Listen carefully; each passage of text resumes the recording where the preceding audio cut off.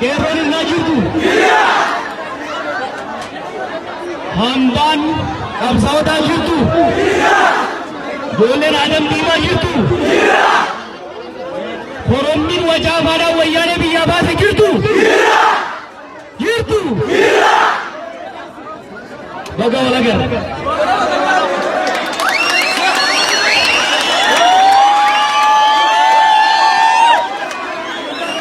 Dubbachuu duratti nama tokko gammachuun osoo waliin jiran nama carcar nama qabsoo tana keessa shoora guddaa nu qabu weellistuu Saaliyaa Saamii nagaa akkasiin gaafatu ni yaam. Saaliyaa.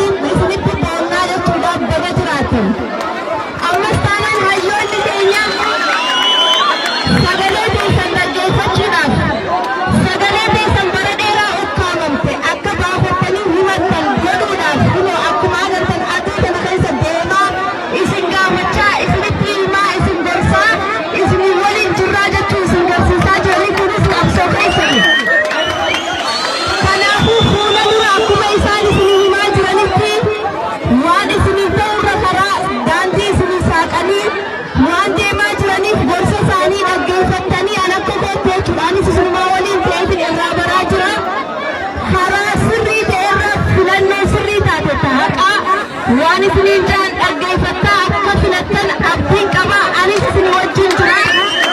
Jabaadhaan gootawwan guddinni ijoollee qaxalee barattoota akka keessanii qabaachuudhaaf hedduu isiniin boonna ammallee qabsoo keessan jabeessaa isin waliin jira. Jabaadha. Marsaa iddaan wasni waliin. Qeerroo akkam. Dhaamsuma gabaabaan isinii dabarsa.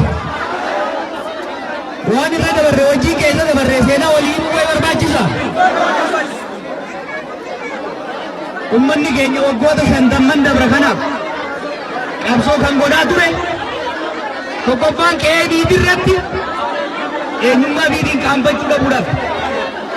Kan lammaffaa qabeenya biitii irratti abbaa ta'uudhaafi ormi qe'ee isaatirra saamee ifi agabuu buluu dhiisuudhaaf.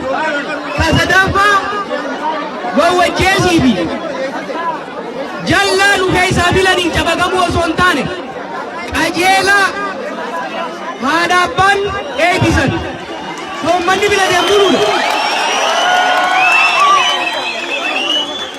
Kanaaf akkuma amma duratti injifannoo adda addaa dalagaadhaan as hin geenyes amma marsaan itti aanu marsaan deemaa dhufneemi. Marsaan jara gaggabsiinee lafaan geenyeemi. Amma dura waan mootummaan sun gootu mormaa turreemi. Amma yeroo ta'e fi mootummaa taanuu jechuu akka uummataatitti. Amma yeroon kan namni keenya bahee qajeelaaf diriira ka beekumsa qabu ka uummataan haa qabu ka sabboonummaa qabu ka Oromiyaa mootummaatti amanu hirkee isaa filatee ol ergatee muudatee mootummaa fi itti muudatu jechuudha. Kanaafuu filannootti deemaa jiru. Filannoo as deemu keessatti sagaleen Oromoo akka hin hidhamne dhaabbilee Oromoo sabboontonaan hoggolaman qabsoo bilisummaa Oromoo keessatti qabataman dalagaadhaan beekaman qabsaa'ota Oromoo gameeyyii isiniif jecha gaara keessatti qabsaa'aa turan mana hidhatti dararamaa turan dhaabbilee siyaasaa taasifnee sagaleen Oromoo akka hin hidhamne irratti dalaguu jira takka ja'a. Malammataa sagaleen Oromoo immoo akka hin hatamne nuti akka hin hidhamne dalayna Finfinneetti isin immoo akka hin hatamne galmaa'uudhaan qophaa'uudhaan irratti akka dalaydan dhaamsa isinii dabarsina. Oromoo na dhageessu, warri irraa na dhageessu, aanaan tuuta na dhageessu. Amma booda waan qabnu natti abbaa taane maqaa hiyyummaa ittiin rakkannu keessaa ba'uudha.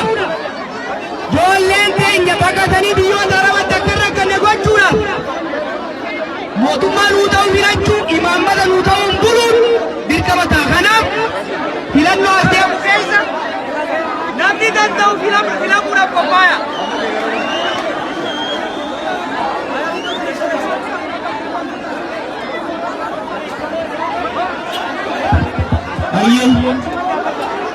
Anu abbaan miti abshira. Kanaafuu hanga dandeessanii dhaabbilee keessa miseensa